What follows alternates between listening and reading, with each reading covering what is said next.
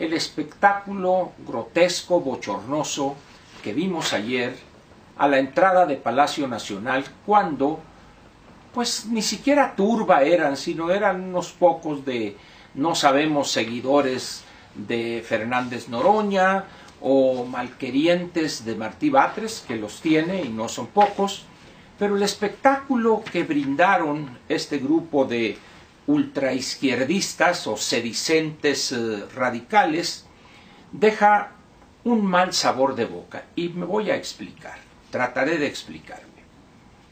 Uno de los problemas que hay con los movimientos sociales, no nomás en México, sino en el mundo, es que al estar formados por una mezcla variopinta de grupos de diferentes orígenes, en algunos casos intelectuales, pequeño burgueses urbanos, trabajadores, campesinos, políticos semi o profesionales, esta mezcla, como digo, variopinta, da lugar a una gran indisciplina dentro de esos movimientos. Hay una gran diferencia de un movimiento frente a un partido, esencialmente por la disciplina. También otra diferencia importante es que un partido político tiene, vamos a decir, una cierta ideología o una visión del desarrollo de la sociedad en la cual se desenvuelven, pero al final de cuentas, pues, los movimientos, en la medida en que son más diversos y son más grandes, resulta casi imposible controlarlos. No hay un centro dirigente, como sería el caso de los partidos, no hay una estructura clara que permita al Comité Central o a la Dirección Central emitir directivas que los niveles regionales aceptan y luego la transmiten al siguiente nivel. En los movimientos, pues, eso no existe. Es más, diremos que es imposible por la composición de los movimientos que existan. ¿Qué tiene que ver esto con México? Mucho, pero mucho en verdad.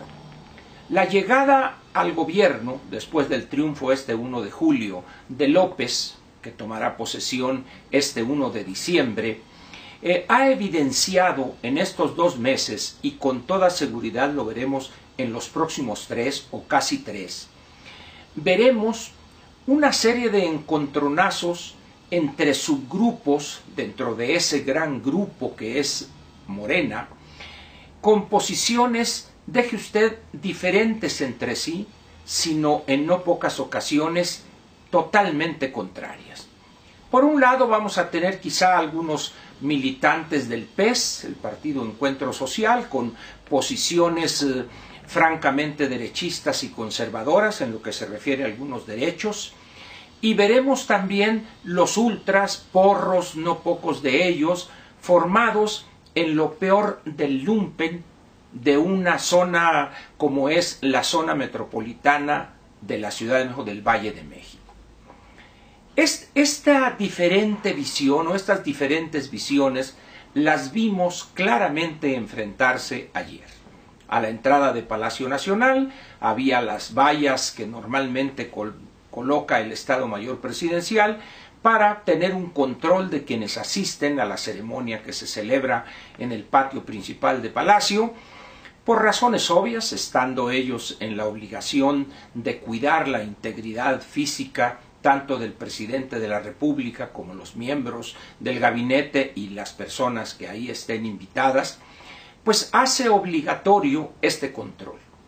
Apareció el inefable Fernández Noroña, como siempre, haciéndose el vivo, haciéndose el matón y queriendo entrar y que están atentando contra el fuero constitucional y un choro mareador ahí que nadie peló. No pudo pasar y en ese momento hace su aparición Porfirio Muñoz Ledo y seguido inmediatamente por Martí Batres. En ese momento empezó este grupo de ultras, no sé si izquierdistas o pseudo-izquierdistas, empezaron a lanzar argumentos de un profundo corte filosófico. Primero se lanzan sus arengas o su condena a Porfirio Muñoz Ledo, y luego Entra Porfirio y luego canalizan su argumentación hacia Martí Batres. Lo menos que le dijeron: Martí, eres un cabrón ojete. Como ve usted, este argumento es de una gran profundidad, digna de filósofos estudiosos de Emmanuel Kant. ¿Qué estamos viendo aquí? El gran peligro que tiene Morena para poder controlar a esos subgrupos o a esas huestes que lo llevaron a la victoria. Usted dirá: bueno, Ángel, hombre, pues eso es normal. Entonces, no. En un partido que se precie de serlo, eso no es normal. ¿Por qué? Simplemente por la afinidad político-ideológica de los militantes de ese partido, y segundo, por la disciplina partidaria.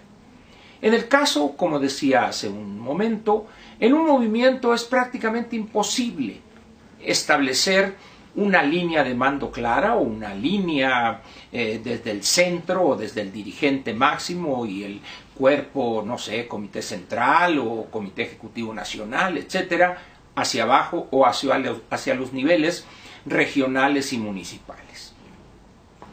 Lo que vimos pues ayer es apenas el principio, es la punta del iceberg que veremos no solo durante los 3 meses que faltan para la toma de posesión de López, sino los veremos prácticamente durante los 6 años o los 5 años, 10 meses que durará el gobierno de López.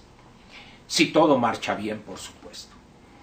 Ahorita fue simplemente la asistencia en calidad de representantes de ambas cámaras del Congreso de la Unión, porque Porfirio Muñoz Ledo es presidente de la mesa directiva de la Cámara de Diputados y Martí Batres es el presidente de la mesa directiva del Senado de la República.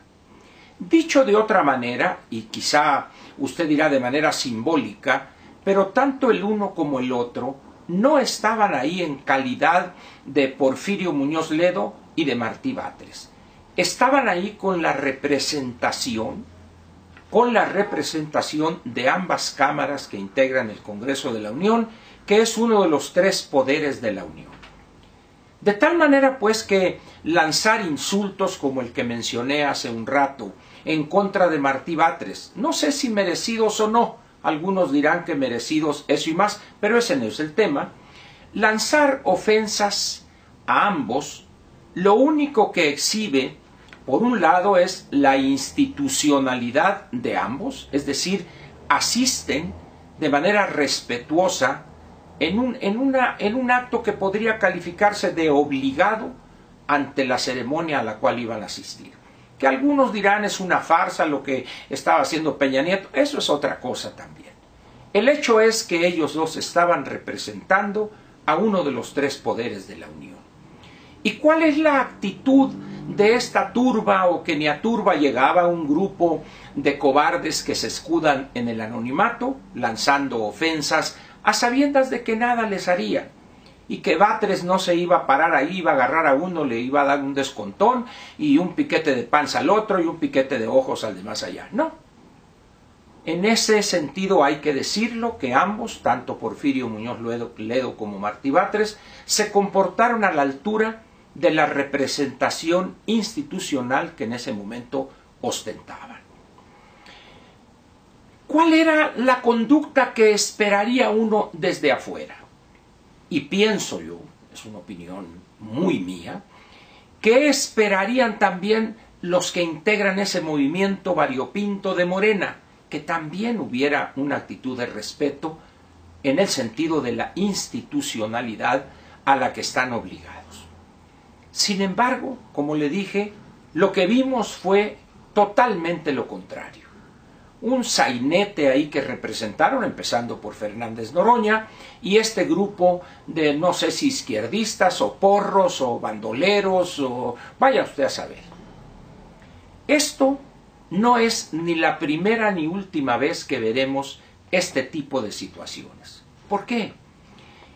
¿Recuerda usted aquellas declaraciones? Él afirmaba sacadas de contexto, pero al final de cuentas había expresado algo más o menos así, que quien fulano de tal con una grosería era Romo para que dijera esto, esto y lo otro. y por acá y vamos a expropiarles. Es decir, unas declaraciones que bien a bien no se entienden en una lucha democrática, en una lucha respetuosa y civilizada, pero en esta mezcla, en este licuado de corrientes o de posiciones extremas algunas, en un movimiento como Morena, son de lo más lógico y además que se van a presentar con una alta frecuencia. ¿Es bueno eso para Morena? La verdad a mí no me interesa, no soy parte de ese movimiento. La suerte que corra Morena será responsabilidad de sus dirigentes y de sus militantes, no es mi caso. Lo que sí me interesa señalar es el daño, el efecto negativo que tiene eso para la estabilidad política del país. El mensaje que se envía no solo a otros actores políticos en México o a los agentes económicos privados, sino también al inversionista del exterior que está atento a este proceso de transición y posteriormente a la gobernación que López desarrollaría con un grupo de sus más cercanos que, aunque usted no lo crea, ya empezaron los jalones en el seno de eso que pomposamente llaman ellos gabinete y que simplemente es un grupo de cuates, de amigos, porque para tener gabinete se requiere que haya presidente constitucional de los Estados Unidos mexicanos y López todavía no lo es. Lo será a partir del 1 de diciembre de este año, pero ahorita ni es gabinete ni son designados. ¿Por qué? Porque López no tiene facultades constitucionales para designar a alguien como funcionario. Hecha esta aclaración, repito, ya hay jaloneos que van a ser los más cruentos o ríspidos. ¿Por qué? Porque van a estar peleando ahora no por posiciones, ya ganaron, controlan ambas cámaras, controlan casi 20 legislaturas estatales, no tienen oposición, vamos a ponerlo de esa manera, sino va a empezar el pleito por los dineros. ¿Qué área o qué designado entre comillas o qué señalado para ocupar eventualmente una secretaría? ¿Cuánto dinero va a jalar para su secretaría o para programas que le interesa? ¿Por qué? Porque ellos van a buscar los reflectores. Esa idea de que venimos a servir aquí al pueblo y sin intenciones de figurar, no es cierto eso, hombre. Eso es falso, eso no existe en la política. Cada uno de esos, de los que lleguen o de los que llegaren a ocupar una secretaría, van a buscar sus reflectores, van a buscar hacer alianzas con este o aquel grupo político, con estos empresarios o los demás allá. Para eso es la política, esa es la política, es la lucha por el poder y luego para quedarse en el poder. Y un instrumento fundamental es el recurso público que usted canalizará para favorecer a este grupo, a esta región, a esta entidad, etcétera, con miras a lograr apoyos y ascender en la escala política. Ahí es donde vamos a ver conflictos sumamente interesantes. Créame que va a ser digno de verse ese espectáculo que quizás rivalice con alguna función de lucha libre en aquellas, creo que se llaman luchas australianas, donde son todos contra todos, andan 10 luchadores ahí en el ring brincando para arriba, caen, los azotan, hasta que solamente queda uno sobre el ring y ese es el triunfador. Así vamos a verlo aquí. No quedará López como triunfador porque él ya va a ser presidente, pero ¿quién de los que andan por ahí va a ser el triunfador? ¿Acaso Marcelo Ebrard será el que les dé los golpes bajos, el más sucio, piquete de ojos, que traiga una corcholata y les rasque en los ojos? ¿O Ricardo Monreal desde el Senado, por ejemplo? ¿O también la señora Sheinbaum tiene su corazoncito y también querrá entrar a la disputa del premio mayor, que sería la candidatura a la presidencia de la República? Va a ser interesante, pues, y no deje usted de lado esto que le voy a decir. En cada una de esas ceremonias donde la institucionalidad priva o debe privar, ahí van a aparecer estos grupos de porros, estos grupos de bandoleros, de lumpen, que van a manifestar con groserías mil su oposición a que Martí Batres o Porfirio Muñoz Ledo, porque no se olvide que en septiembre es donde más ceremonias públicas deben coincidir los tres poderes de la Unión. El poder legislativo a través de los presidentes de las cámaras, el ejecutivo a través del presidente de la República y el poder judicial representado en cada ceremonia por el presidente de la Suprema Corte de Justicia de la Nación.